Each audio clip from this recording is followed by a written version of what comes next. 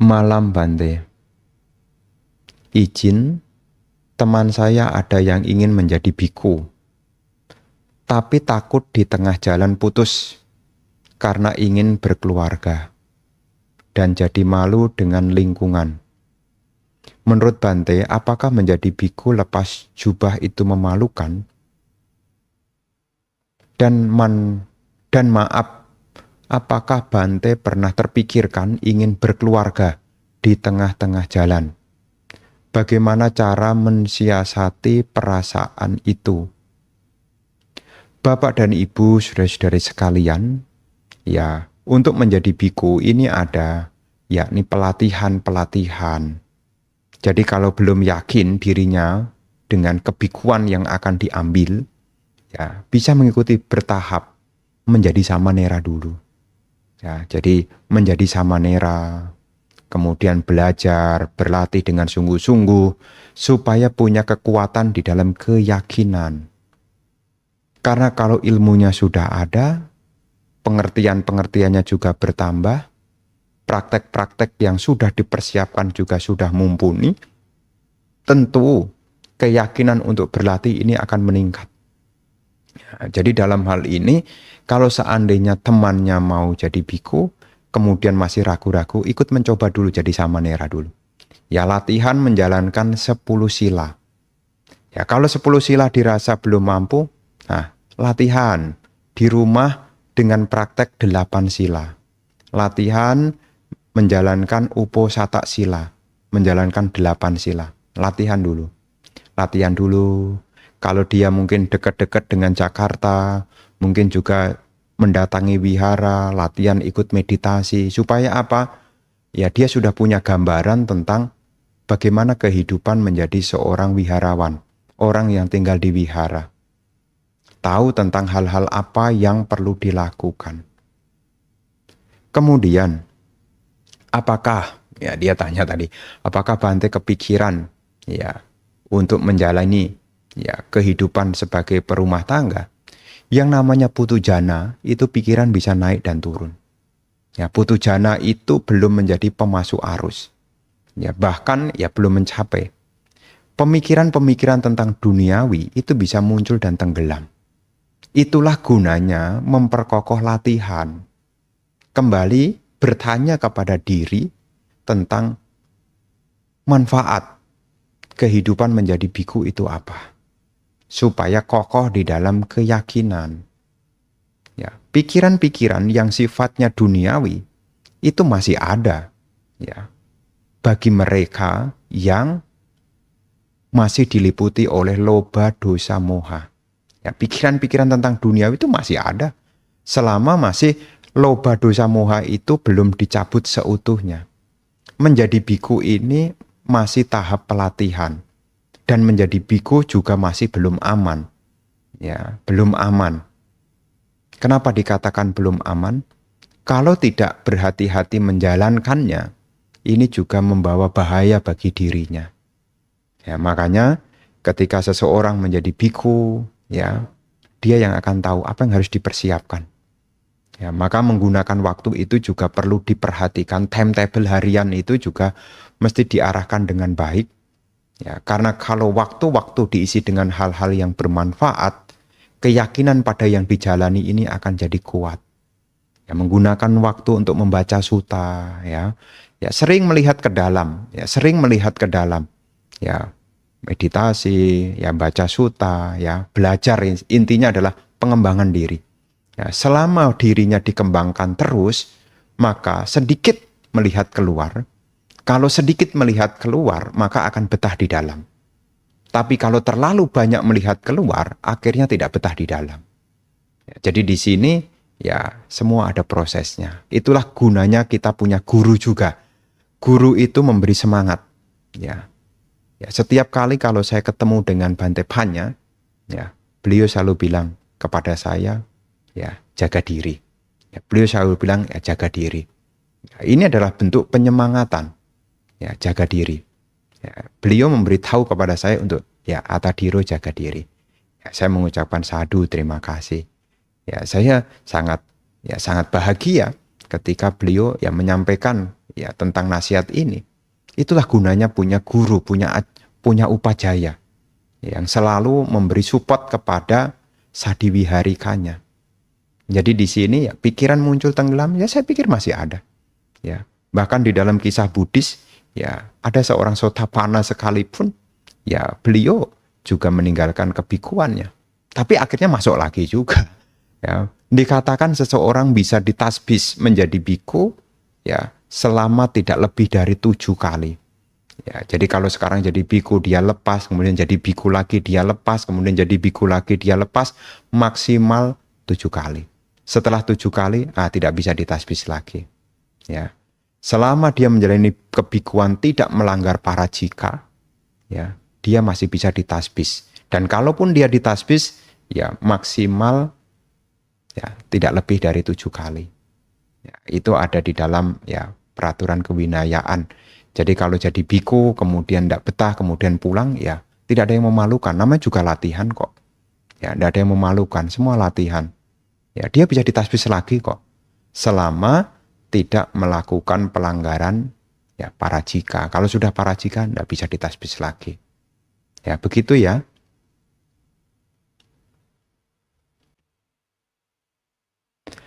Namo Buddhaya Bante. Di zaman medsos begini, komunikasi mudah. Apakah masih wajar jika umat perempuan chattingan dengan biku setiap hari? Dan biku tersebut juga sangat welcome. Jadi berlanjut terus. Bapak dan Ibu, saudara-saudari sekalian, ya berkembang di zaman modern ini dengan adanya medsos. Ya, sebagai sarana untuk komunikasi. Ya, berbicara tentang pantas atau tidak pantas tergantung dari isi, ya, isi dari apa yang dikomunikasikan. Apakah masih wajar? Ya, kewajaran ini bergantung dari mereka. Kalau dia, ya, mungkin minta nasihat, ya, saya pikir itu wajar, ya, wajar. Minta nasihat, minta petunjuk, ya mengundang untuk baca parita, ya itu salah satu yang mungkin ya secara masyarakat ya dianggap masih wajar. Tapi kalau sudah mengarah kepada ya pelanggaran-pelanggaran yang mengarah kepada yang berbicara tentang ya berbau yang orang dewasa itu, ya itu sudah tidak tepat. Sudah tidak tepat. Yang tahu siapa? Ya, baik itu bikunya maupun pihak perumah tangganya itu. Jadi dalam hal ini, ya disebut wajar ya bergantung dari apa yang menjadi topiknya. Ya, sekarang tidak hanya melalui chatting ya. Sekarang kan media untuk komunikasi kan banyak. Ada lewat email, ya, ada lewat ya macam-macam sarana lah, ya. Selama dalam batas tertentu, ya, tidak menimbulkan hasrat nafsu, nah ini ya masih dalam ya lingkup yang masih kondisinya masih aman lah. Tapi kalau sudah mengarah kepada munculnya yakni nafsu, nah ini bisa membahayakan kondisi bikunya itu terkhusus. Ya, nanti dia jadi biku menjadi tidak betah. Ya, selama yang diberikan adalah nasihat, petunjuk, arahan, ya, kemudian ya berbicara tentang dhamma lah. Ya, selama masih berbicara tentang dhamma, ya itu masih aman. Tapi kalau sudah berbicara di luar dhamma ya bahaya bagi biku itu khususnya. Nanti hidupnya ya tidak tenang menjalani kehidupan biku. Ya, jadi dalam hal ini ya biku itu yang mengerti winaya, biku itu yang bisa menempatkan diri. Ya, apakah direspon atau tidak itu ya haknya biku itu. Selama masih batas wajar, apa yang dibicarakan juga sehubungan dengan dhamma, ya saya pikir sesama kalyana mita, ya baik juga. Tapi ada satu nasihat, ya memang idealnya ya memang ya sedikit ya berbicara atau sedikit ya berkomunikasi idealnya. Tapi sekarang ya sarana sudah menjadi berubah, ya semua kembali kepada biku yang mengerti winaya, ya. Jadi bikunya yang harus hati-hati juga. Ya, jadi tahu waktu dan tahu batasan apa yang patut untuk dikomunikasikan. Ya, supaya apa? Tidak terjadi yakni ya hal-hal yang tidak patut. Ya. Begitu ya tanggapannya ya. Wandami Bante, awal Januari lalu, wihara yang saya biasa pergi membutuhkan dana peminjaman sementara dari umat untuk pembelian rumah baru untuk Kuti. Dengan senang hati bersedia menjadi salah satu donatur. Saya kemudian meminta fund manager saya untuk mengatur penjualan saham dalam jumlah tertentu pada tanggal di mana dana dibutuhkan oleh wihara. Ternyata sehari menjelang tanggal penjualan saham, rumah baru Kuti yang lama terjual, sehingga peminjaman ke umat dibatalkan. Apakah cetana ini masih bisa dihitung sebagai kebajikan? Terima kasih Bante. Bapak dan Ibu, saudara-saudari sekalian, perbuatan disebut dengan kamma jika perbuatan itu dilandasi oleh cetana. Cetana artinya kehendak. Di dalam seseorang akan melakukan kebajikan, selalu disampaikan bahwasanya ketika akan berbuat baik, hendaknya ada 3 hal yang harus dimunculkan, yakni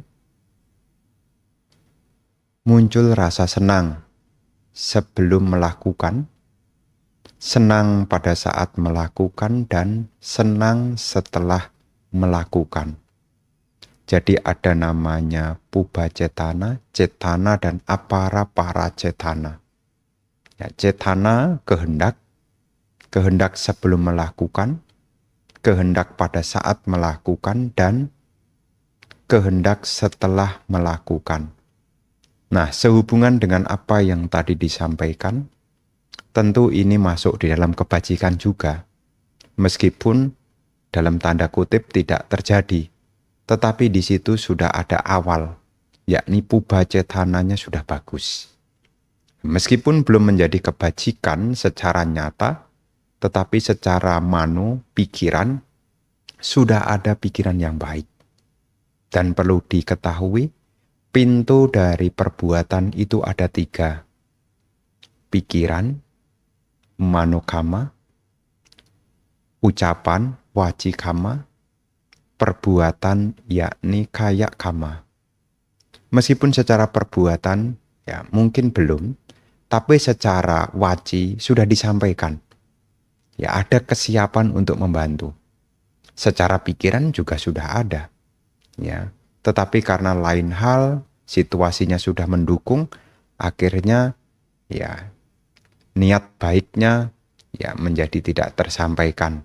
Tetapi di sini ya dari kajian-kajian yang sudah ada, ya ini sudah menjadi kebajikan melalui 3 pintu.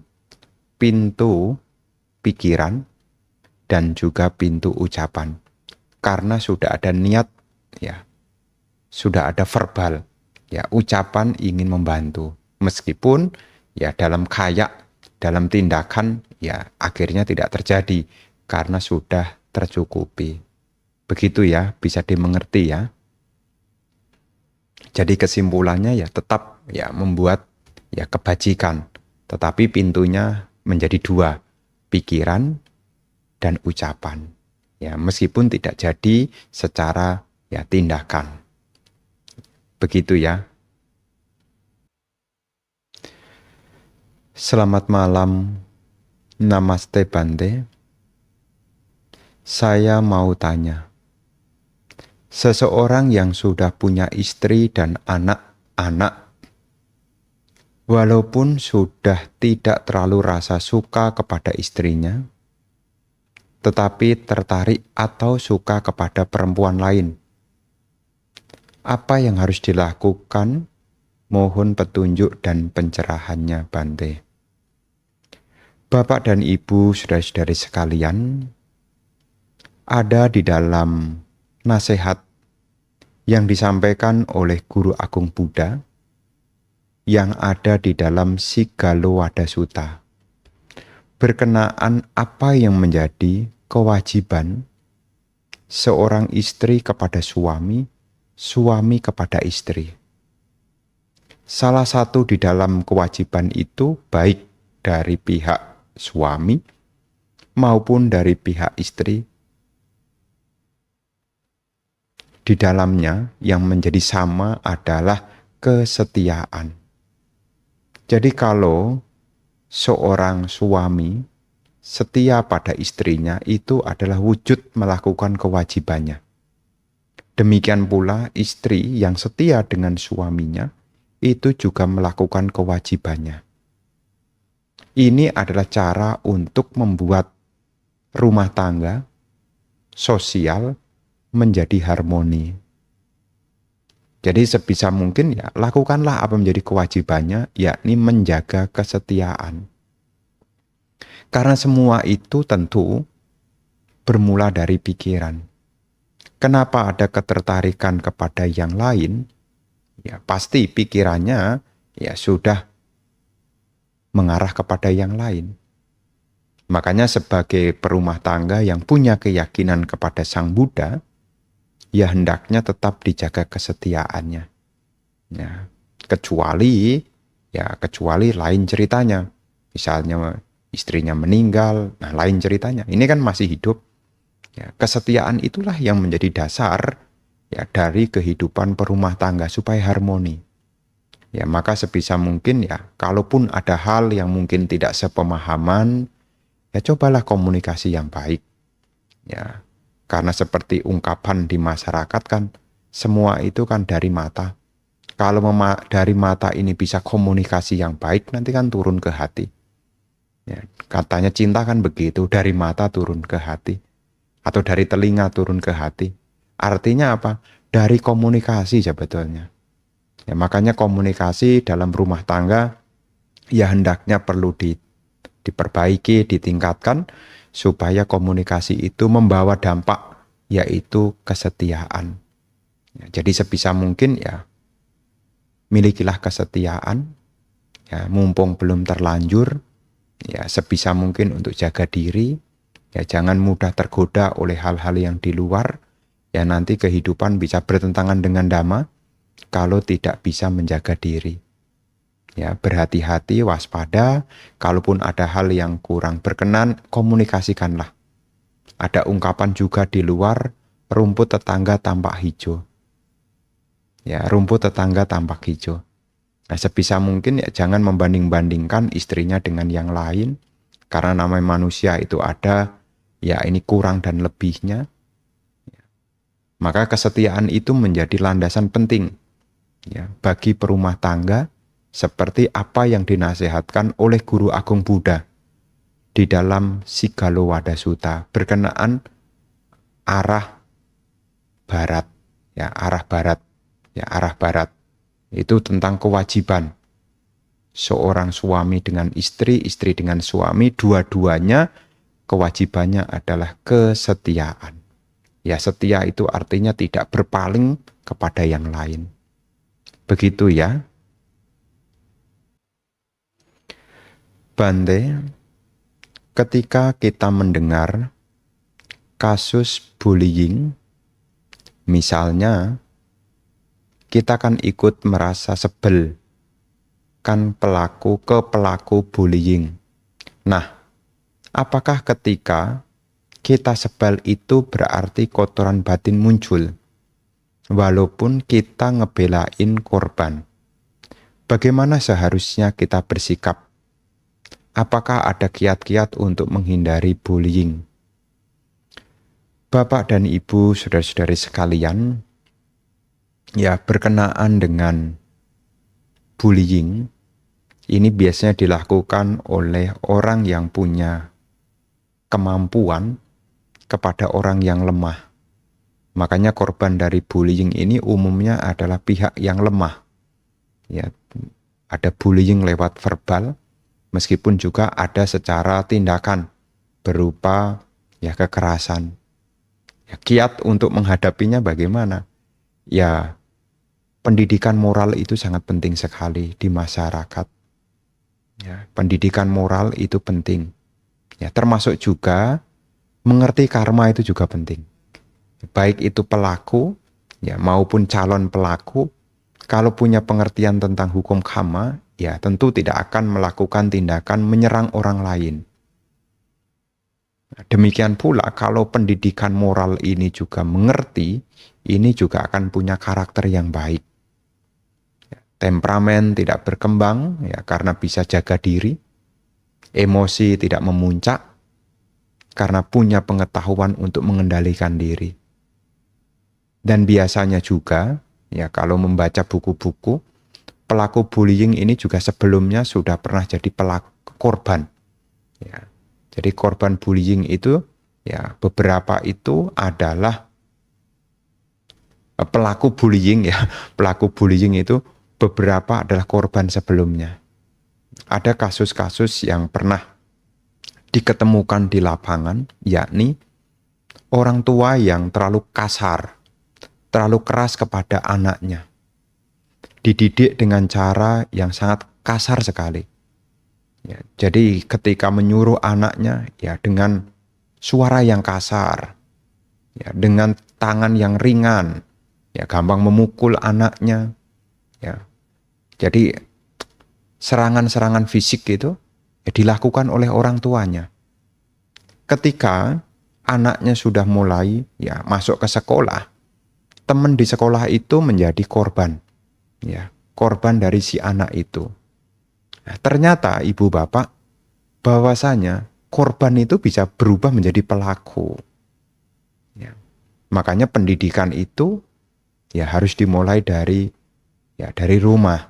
Ya, kalau rumahnya itu punya cara pendidikan yang baik, ya punya ya sikap hidup yang baik, termasuk orang tuanya tidak gampang ya bertindak kasar, nah itu tidak akan menjadi tiruan, ya tidak menjadi sampel yang menjadi contoh.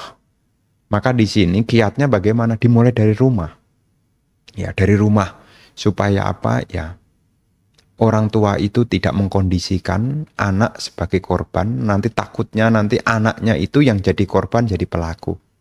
Nah, di kasus yang tadi Bante ceritakan itu, ketika orang tuanya dipanggil oleh pihak sekolah, orang tuanya mengatakan kalau di rumah anaknya itu patuh. Ya.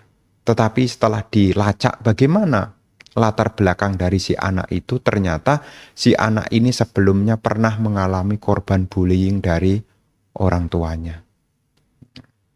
Termasuk juga ya bisa bukan hanya orang tua, dari lingkungan teman-teman. Ya, dia pernah dibully sama temannya. Ketika ada momen, ya dia juga membuli temannya juga. Makanya kadang-kadang pelaku menimbulkan korban, korban ini bisa jadi pelaku lagi. Dan seterusnya begitu. Makanya pendidikan moral itu ya perlu ditegakkan. Nah, kita yang sebagai pengamat, ya kita ya mengkondisikan, ya bukan mencela, tetapi sebisa mungkin kalau memungkinkan ya, kita bisa menyampaikan hal yang baik. Ya, bisa menyampaikan hal yang baik, menyampaikan kalau masih kecil kita bisa ngomong. Ya jangan kasar. Ya. Ya, jadi kita bisa memberitahu kepada anak itu, oh enggak sopan, jangan seperti itu. Ya, ya jangan apa namanya? Mesti baik kamu sama temen. Ya. Karena nanti kamu hidup itu tidak sendirian, kamu butuh orang lain. Nah, memberi nasihat itu salah satunya. Ya. Dan ini proses ya, proses. Karena ini tidak bisa diselesaikan hanya satu orang, ini masalah kebersamaan. Karena perlu diketahui ya, yang namanya seseorang itu dipengaruhi, ya selain pikiran seseorang itu sendiri, lingkungan itu membentuk karakter seseorang. Ya, lingkungan itu mempengaruhi. Kalau tinggal di tempat yang memang tingkat pendidikan rendah, ya, pengetahuan terbatas, budaya hidup keras itu sudah makanan setiap hari. Makanya lingkungan itu bisa membentuk ya seseorang.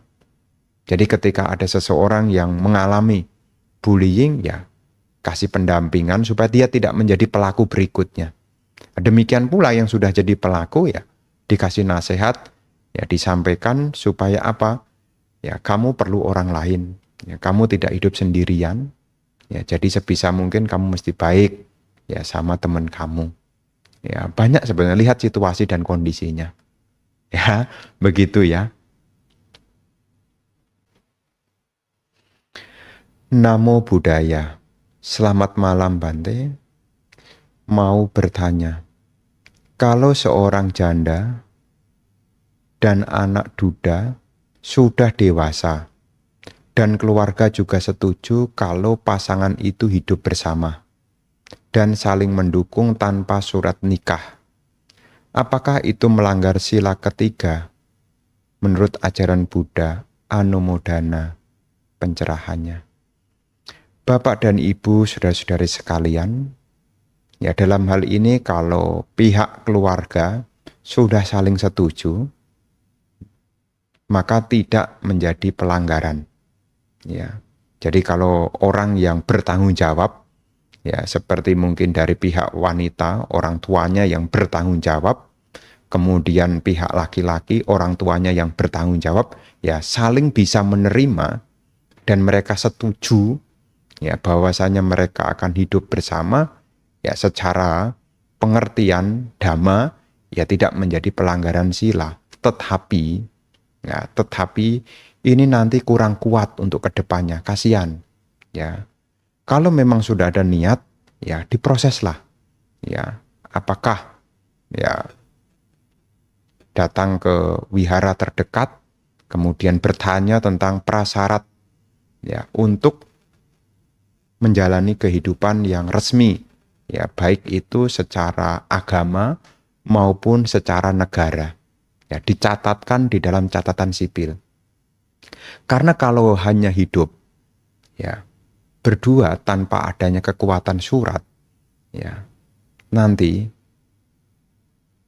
kalau ada apa-apa kekuatannya kurang, ya kekuatannya kurang, ya namanya menikah tanpa hubungan itu, ya nanti ada pihak yang dirugikan, ya. Tetapi di sini ya sebisa mungkin ya Bante menyarankan ya kalau sudah setuju, ya baik dari pihak wanitanya setuju, pihak laki-lakinya setuju, ya kan bisa diproses, ya bisa diproses. Kalau sudah niat untuk hidup bersama ya lebih baik diproses secara resmi, ya. Jadi Bante menyarankan ya diproses secara resmi supaya apa? Kalau ada apa-apa aman bagi diri sendiri juga.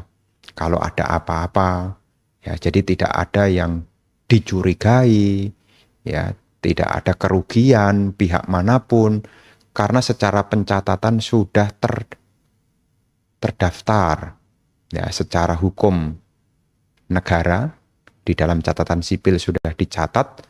Secara keagamaan juga sudah dikukuhkan, ya.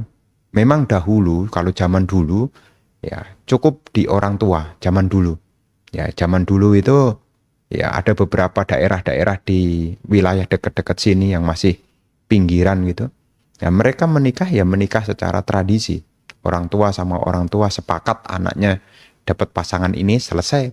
Ya, dengan tata ritual tradisi, ya tidak dicatatkan di dalam catatan sipil, ya hanya kesepakatan. Ya nanti ya kalau tidak ada apa-apa sih tidak masalah, tapi kalau ada apa-apa ini loh, nanti jadinya ada masalah. Jadi dalam hal ini ya sekali lagi ya Bante lebih menyarankan ya tempuhlah jalur yang resmi, ya, ya catatan sipil ya, dicatatkan itu lebih bagus, ya.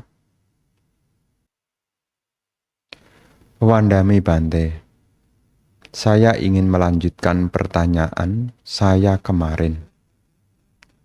Bante sempat menyebutkan tentang pemberian menjadi buruk jika bersama pandangan salah. Apa maksudnya ya Bante? Karena jika nyana wipayutang termasuk kebajikan, Bapak dan Ibu, saudara-saudara sekalian, ya pertanyaannya kurang begitu jelas. Hanya ingin menyampaikan bahwasannya di sini ya ada salah satu ya seseorang memberi menjadi buruk jika bersama dengan pandangan salah. Ya salah satunya adalah ada seseorang memberi. Nah di zaman Sang Buddha itu ada yakni seseorang yang mendanakan makanan ya berupa daging.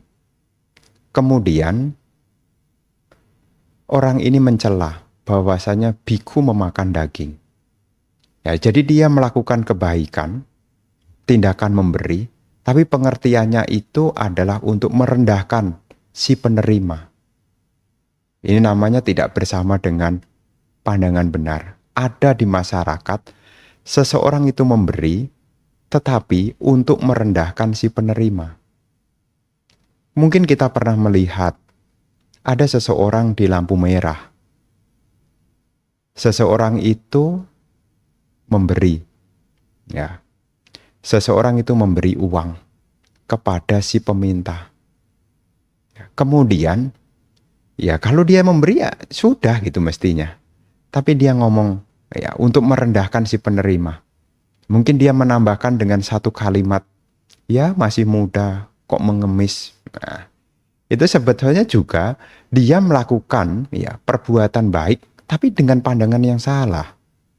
Karena tujuannya ya bukan untuk memberi manfaat tapi malah merendahkan si penerima.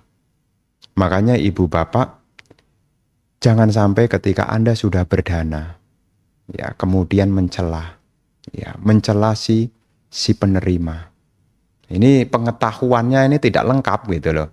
Ya, tidak bersama dengan pengetahuan yang utuh. Dia mau memberi sudah baik. Ya, hendaknya dia apa? Kalau sudah memberi ya hendaknya dia bahagia.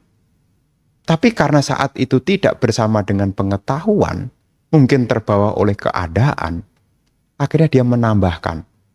Ya, masih muda, ngemis, nah, misalnya begitu ya. Ya kadang-kadang kan kita dengar tuh, ya di masyarakat, ya kadang-kadang ada kalimat-kalimat begitu. Ya kemudian ditambahin lagi, oh masih muda, pemalas. Padahal dia sudah memberi gitu loh. Mestinya dia sudah memberi ya dia senang gitu loh. Ya, bukan malah merendahkan si penerima. Inilah bahayanya ketika kita melakukan kebajikan, kita punya pengetahuan ya tidak secara utuh. Kebajikan adalah kebajikan dan kebajikan itu tidak patut untuk disesali. Apalagi kebajikan kemudian jadi gerutuan. Ya menggerutu, merendahkan si penerima. Nah, ini ya membuat kebajikannya ya menjadi tidak sempurna. Ya, itulah bahaya dari pandangan salah. Kebajikan itu kalau sudah dilakukan mestinya ya bahagia gitu loh. Anda sudah bisa berdana itu mestinya bahagia gitu loh. Tapi kadang-kadang ya karena nyanak tidak bersama dengan kita saat itu, pikiran yang awalnya berdana menjadi berubah loh. Ya. Ada beberapa kasus yang lain juga. Awalnya membantu. Ya, kemudian berselang waktu, pikiran berubah juga. Itulah bahaya kalau kita tidak selalu bersama dengan pengetahuan. Contoh yang lain, kadang-kadang kita ikut meditasi itu adalah hal yang baik. Ya, kemudian setelah masuk di sana muncul penyesalan. Aduh, kenapa ya saya kok ikut? Nah, padahal dasar dari pelatihan Dhamma ini kan yang baik. Sehingga apa? Saat dia menjalaninya tidak sepenuh hati. Karena saat itu tidak bersama dengan pengetahuan seutuhnya. Ya, pikirannya menjadi nyesal, kenapa datang, kenapa ikut. Berbeda kalau yang datang dengan pengetahuan. Dia bersyukur punya kesempatan untuk berlatih. Makanya pengetahuan itu yang dimiliki oleh kita yang masih putu jana ini, ya sewaktu-waktu ya masih bisa berubah-ubah. Ya, sewaktu-waktu masih bisa berubah-ubah. Makanya berasosiasi dengan dhamma, belajar dhamma ini ya perlu diupayakan ya supaya tahu ya ketika kita melakukan kebajikan ya kita bisa seutuhnya.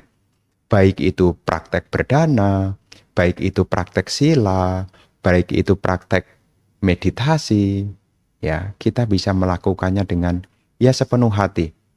Nah, tidak ada berat ya dalam hati karena kita menjalankannya bersama dengan pengetahuan. Begitu ya. Soti hotu Bante, selamat malam. Izin bertanya Bante, apakah menyokong kehidupan orang tua sebagaimana kewajiban seorang anak, termasuk dalam tindakan berdana? Terima kasih Bante. Bapak dan Ibu, saudara-saudari sekalian, yang namanya membantu ibu dan ayah atau orang tua yang dilakukan oleh anak, ya selain menjadi kewajiban, ini adalah berkah. Berkah itu kebajikan. Ya, kebajikan. Di berbagai penjelasan, ya salah satu juga di syair Dhammapada juga ada. Berlaku baik kepada ibu adalah sumber kebahagiaan di dunia ini. Berlaku baik kepada ayah juga sumber kebahagiaan di dunia ini. Di dalam Sigalowada Sutta juga disebutkan, ya, Matha Pitu Upatana, ya, membantu ayah dan ibu, di situ juga bagian dari manggala, keberkahan. Ya, namanya membantu ibu dan ayah, ya ini adalah kebajikan. Apakah termasuk berdana? Ya tentu. Ya kalau kita memberi orang tua dana berupa materi, ini disebut dengan amisadana. Ya memberi orang tua seperti kebutuhan pokok, namanya ini amisadana. Ya, amisadana. Yang melebihi amisadana, ya kalau seorang anak bisa memberi apa? Dhamma dana. Ya dhamma dana. Seseorang orang tua yang belum punya keyakinan, ya anaknya bisa mengajarkan keyakinan. Ini juga di atas dari amisadana. Orang tuanya yang semula tidak punya moralitas, menjadi punya moralitas. Ini dhamma dana, bukan amisadana, dhamma dana. Kemudian orang tuanya yang kikir, menjadi punya kedermawanan. Ya, ini juga bagian dari dhamma dana. Dan orang tuanya yang belum punya kebijaksanaan menjadi memiliki kebijaksanaan. Ini juga yang disebut dengan dhamma dana. Pemberian dari amisadana dan dhamma dana itu dikatakan yang lebih baik adalah memberi berupa dhamma. Ya, kenapa dikatakan ini baik? Ya, karena ini bisa membawa manfaat tidak hanya di kehidupan sekarang, tetapi juga di kehidupan yang akan datang. Ya, dalam singkatnya, memberi orang tuanya kesempatan untuk melakukan kebajikan. Menyokong ibu dan ayah sudah patut untuk dilakukan. Ya. Dan sebisa mungkin untuk balas jasanya, berikanlah hal-hal yang bermanfaat tidak hanya di kehidupan sekarang, tetapi di kehidupan yang akan datang. Apa itu 4 hal tadi? Sada, sila, caga, panya. Ya. Makanya kalau ibu bapak nanti membaca dan menemukan ya tentang balas jasa, seorang anak tidak mungkin bisa membalas jasa orang tuanya.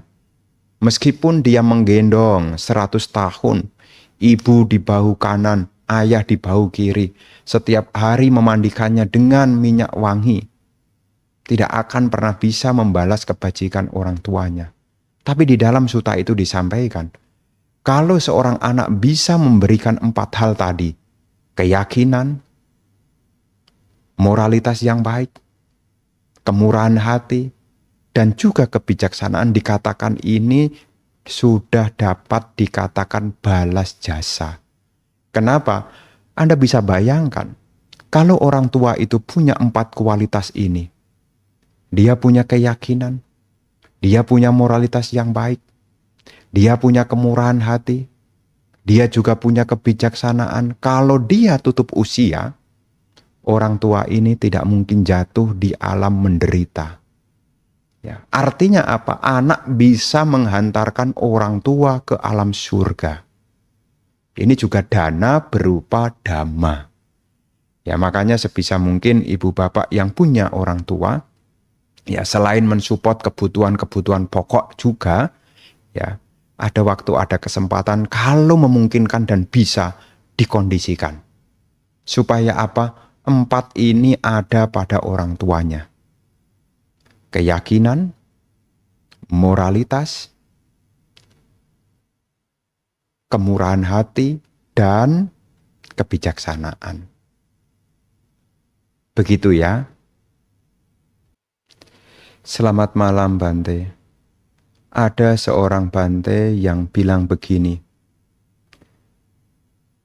Namo Buddhaya, hormat kepada Buddha, lebih tepat diucapin di lingkungan wihara. Di luar itu cukup dengan Sukihotu lebih tepat. Mohon pencerahannya Bante.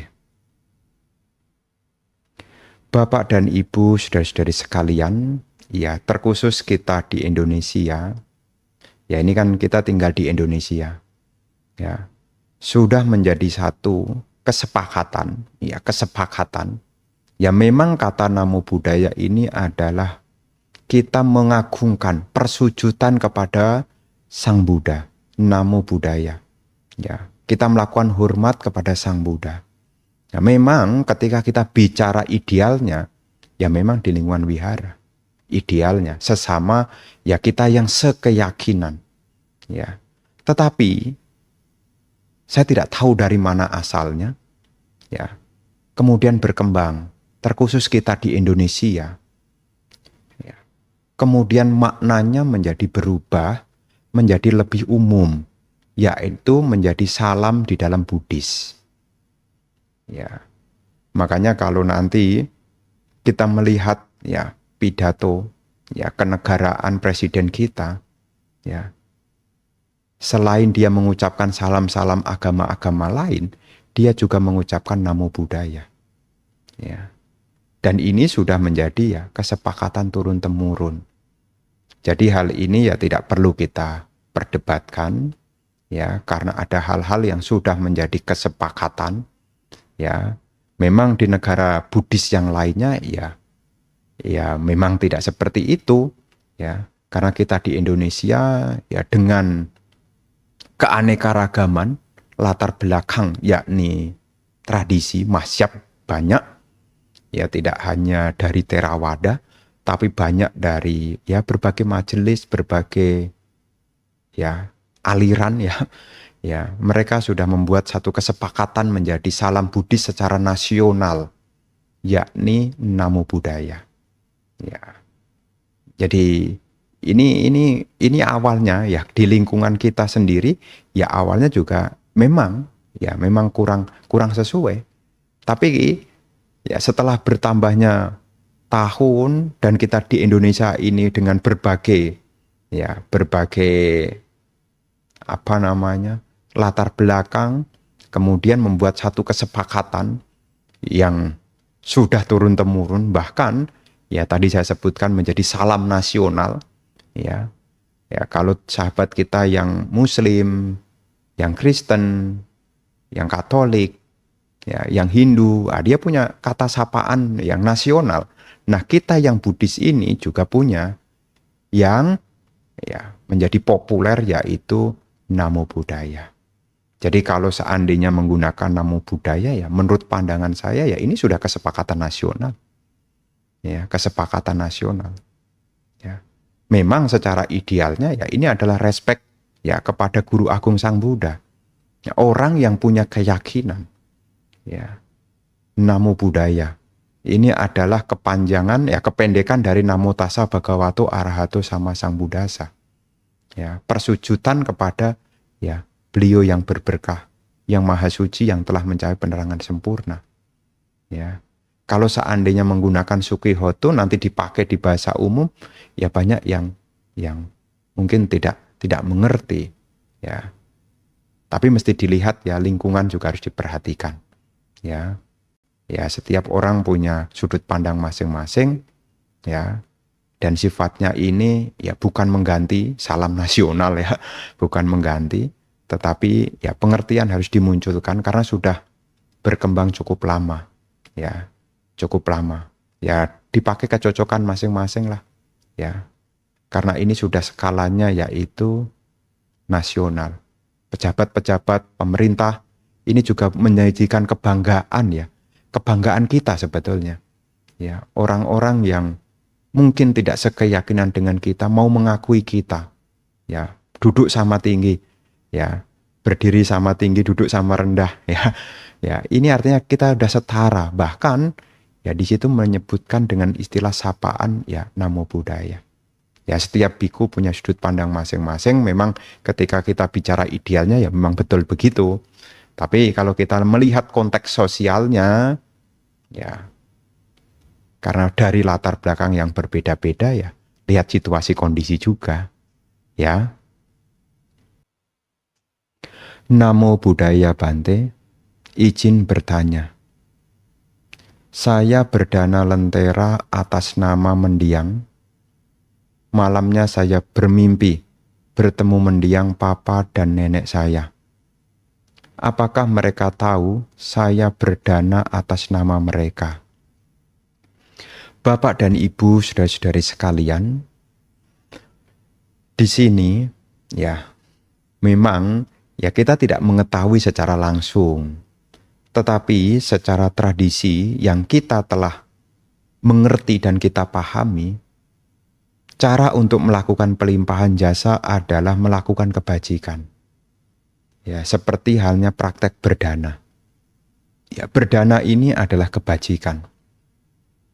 Dan ketika kita sudah melakukan kebajikan, hendaknya kita juga menyampaikan kebajikan itu kepada sanak keluarga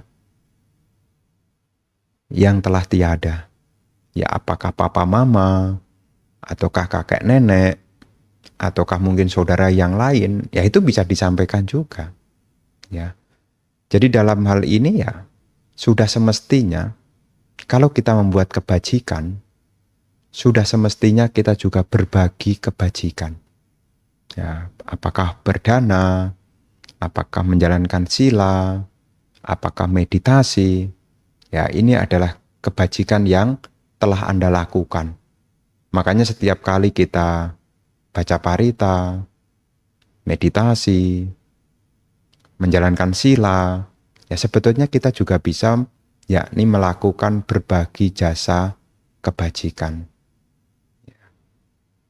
Jadi tidak jadi ya persoalan ya. Jadi tidak jadi persoalan.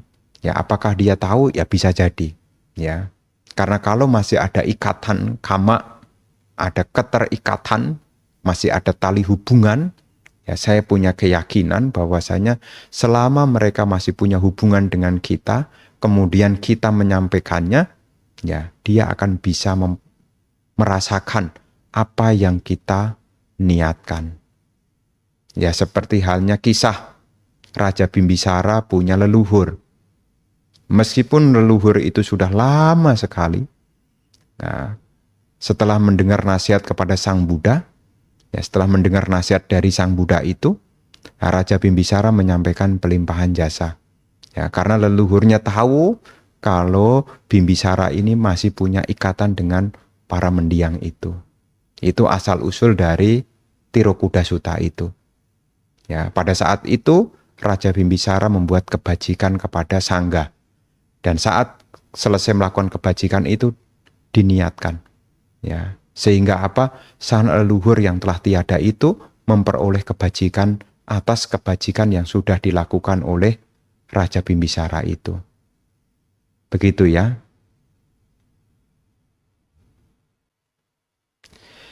Selamat malam. Dalam hal kita mendukung kehidupan orang tua yang lebih mampu secara ekonomi, apakah kita masih bisa membantu dengan cara lain? Ya, mohon pencerahan Anumodana. Bapak dan Ibu, saudara-saudari sekalian, ya meskipun orang tua ya sudah cukup di dalam ekonomi, ya tidak ada salahnya juga ya memberi sesuatu kepada orang tua, karena itu bagian dari kewajiban. Ya. Apakah bisa memberi yang lain selain memberi materi? Bisa memberi dhamma. Ya, jadi selain memberi materi, ya seperti tadi di awal Bante sampaikan, ya bisa memberi dhamma. Memberi dhamma itu yang kalau orang tuanya belum punya keyakinan, diajarkan tentang pentingnya keyakinan. Salah satunya keyakinan kepada hukum karma. Ya, keyakinan kepada hukum karma. Kemudian menyampaikan kepada orang tuanya untuk ya menjaga sila dengan baik. Ya, dalam hal ini menjalankan 5 latihan kemoralan. Ya, ini juga bisa dilakukan. Ya.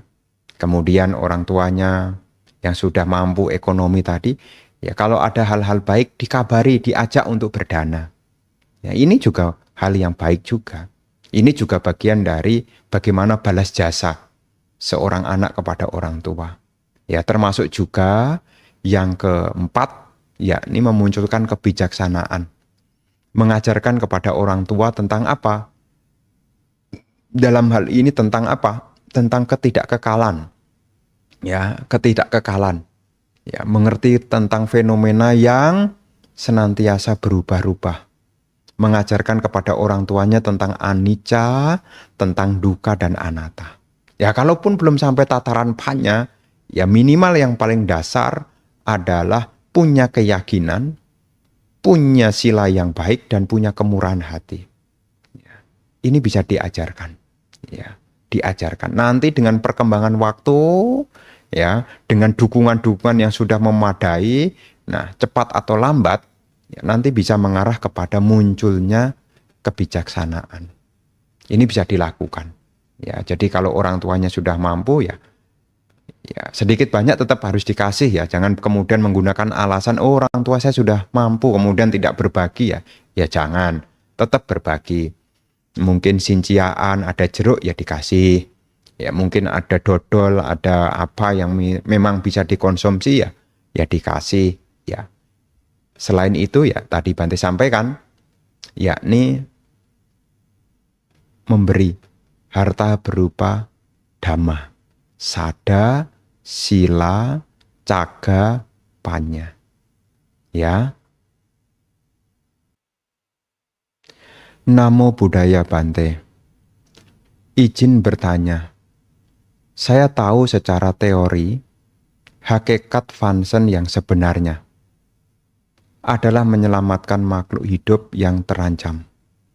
Jika saya melakukan Fansen dengan cara membeli ikan di pasar atau burung di depan wihara, apakah boleh dilakukan atau sebaliknya bagaimana? Mohon pencerahannya, Bante. Ya, seperti apa yang tadi disampaikan, ya memang yang lebih tepat adalah memberi atau ya membeli yang binatang-binatang itu sedang menghadapi ancaman. Namanya abaya. Abaya itu kondisi yang ketakutan. Ya, baya itu ketakutan. Abaya berarti kita berdana untuk melepaskan ketakutan. Ya, jadi kalau ikannya, ya ikannya apa? Ikan yang ya mau dipotong itu seperti mungkin Anda melihat yang di resto atau apa ya, yang kemudian dia masih segar yang akan dipotong, Anda bisa membelinya dan ya melepaskannya. Ya, kalau Anda ya mau yang idealnya ya. Kemudian sebelum Anda melepaskannya, Anda juga harus lihat lingkungannya. Ya. Kalau lingkungannya tidak mendukung, ya lebih baik dipikir lagi. Ya, jadi jangan sampai nanti kita melepasnya di tempat yang tidak sesuai.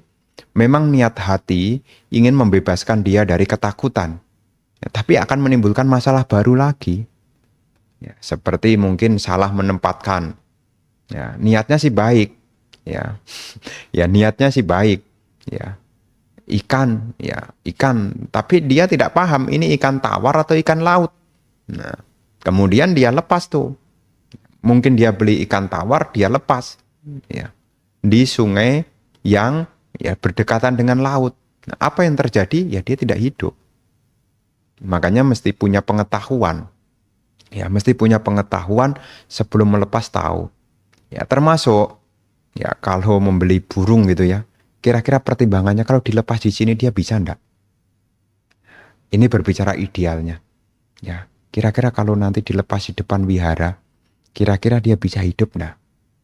Ya, memang ada jenis-jenis burung-burung tertentu. Ya, burung-burung besar, ya kemungkinan hidup itu lebih besar. Ya, seperti mungkin burung kutilang, ya, dia masih bisa terbang juga. Tapi ada burung-burung yang memang diternakkan, yang dia biasa hidup bukan mencari sendiri. Nah, itu juga harus ditahu juga loh.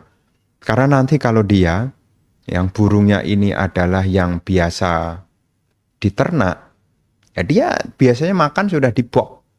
Dia ketika lepas di alam bebas, dia juga bingung mau makan apa. Ya.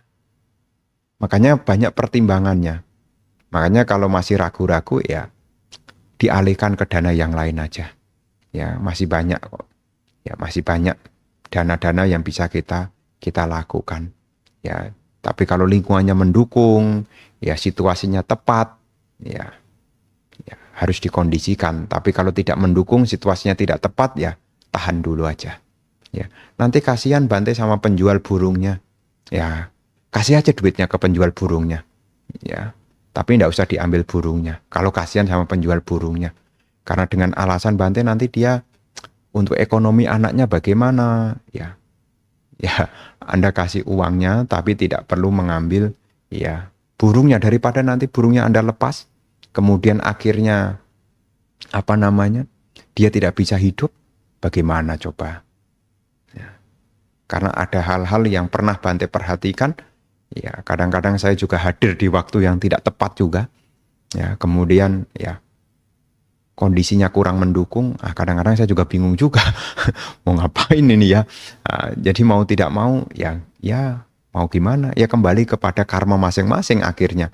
Tapi sebagai orang yang punya pengetahuan ya sebisa mungkin diperhatikan habitatnya juga. Ya, bukan hanya membelinya, bukan hanya di mananya, tapi ketika sudah dilepas nanti bagaimana, itu juga perlu dipertimbangkan. Begitu ya. Namo Buddhaya Bante. Izin tanya. Menjalankan atas sila uposatha sama atas sila saja, mana yang lebih baik? Ya, dua-duanya adalah praktek yang baik. Memang di dalam tradisi Buddhis, ya ini ketika berbicara tradisi ya, ketika berbicara tradisi Buddhis, ini memang ada hari-hari uposatha. Ya, hari-hari uposatha, baik itu di tanggal 1, tanggal 8, tanggal 15, maupun tanggal ya 22 atau 23. Ya. Atau yang lebih populer yaitu bulan gelap, bulan terang. Tapi kalau seandainya menjalankan 8 sila itu setiap hari, ya bagus juga. Karena ini juga akan mengikis. Ya, mengikis apa? Mengikis kita punya kilesa-kilesa. Ya, kilesa-kilesa. Makanya di dalam penggolongan sila, nanti kalau membaca kelompok sila ya, di Wisuddhimagga itu ada penggolongan tentang sila. Ya, ada yang disebut dengan pakati sila dan panyati sila. Ya, pakati sila itu adalah sila alami. Ya, siapapun yang melanggar akan dicela.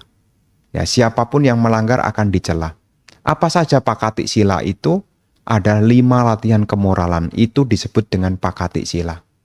Siapapun orangnya, kalau melanggar, yakni pakati sila ini, ya akan dicela orang. Membunuh, mencuri, ya asusila, ya, kemudian berbohong, minum minuman keras. Nah, ini disebut pakati. Nah, yang kelompok berikutnya namanya panyati. Ya, panyati ini adalah jika dipraktekkan akan mengikis kotoran-kotoran batin, meliputi atasila, Dasasila, ya, termasuk juga Patimokkasila. Ya, ini masuk di dalam Panyati, ya, Panyati.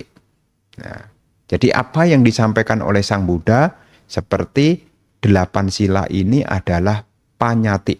Ya, Panyati itu jika dijalankan akan meredakan, ya, kita punya kemelekatan-kemelekatan.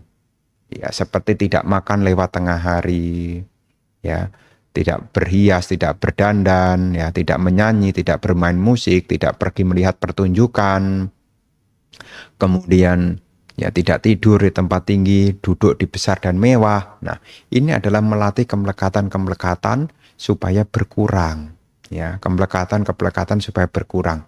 Namanya Panyati, ya, Panyati. Sedangkan Pakati tadi sila alami. Siapapun yang melanggar, ya, dicela. Nah, setelah kita menjalankan Pakati, ya, sebisa mungkin agar kotoran-kotoran batin ini yang halus, ya, bisa kita tinggalkan, ya, kita mempraktekkan yakni, ya, Panyati itu, Panyati sila itu. Ya, baik itu 8 sila maupun atasila, ya, secara kualitas latihannya ya sama saja. Ya, sama saja. Hanya yang bedanya adalah hari-harinya. Kalau dilakukan di hari Uposatha menjadi Uposatha sila. Yang dijalankan ya tetap sama. Atasila, 8 sila itu. Ya.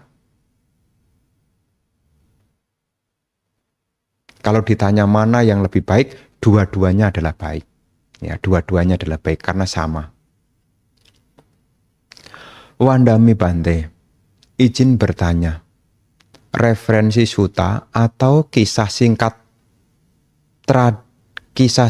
tradisi yang tidak bertentangan dengan Dhamma. Terima kasih.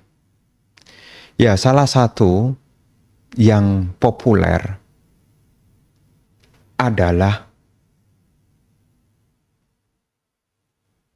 khotbah yang disampaikan kepada suku Kalama, ya, yang berjudul Kesakputtiya Sutta, yang kemudian dikenal dengan judul Kalama Sutta.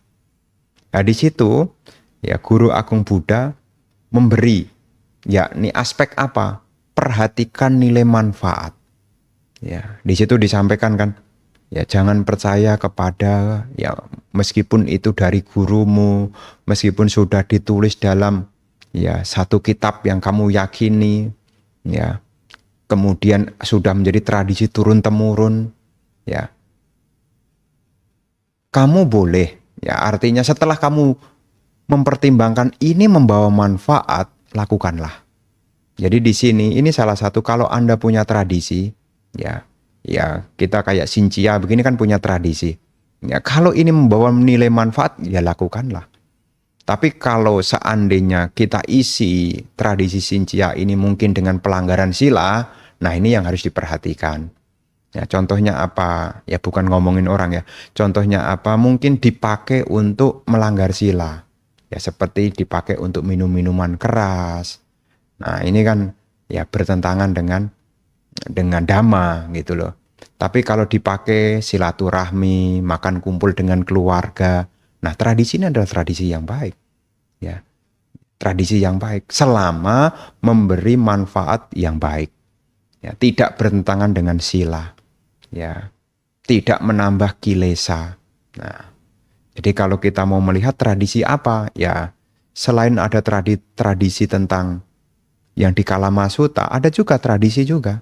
Yakni tradisi yaitu pelimpahan jasa, ada Tirokuda Sutta.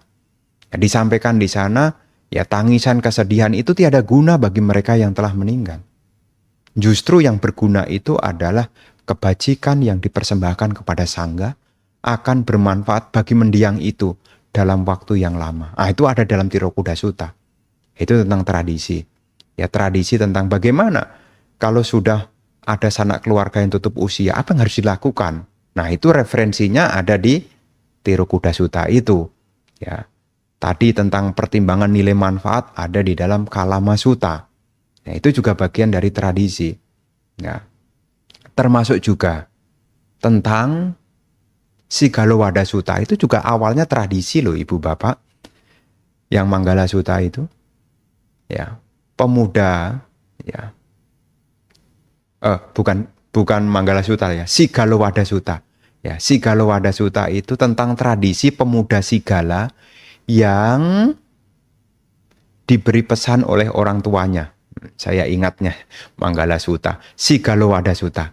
Ya, Sigala Wada Sutta itu pemuda Sigala ya diberi pesan kepada dari orang tuanya, bangun pagi-pagi basahi kepalamu. Ya, kamu menghormat ke 6 arah.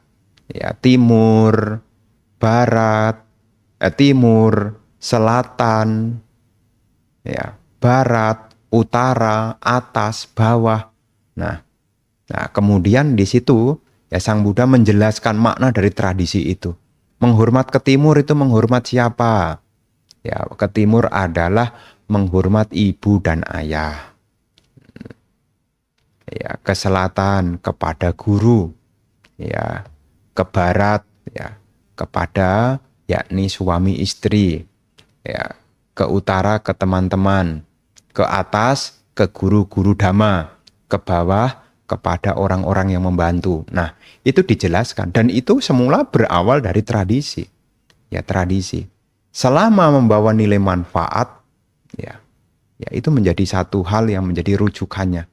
Ya, seperti tadi patik dana, ya, sembayang, ya, melakukan kebajikan di hari-hari kematian.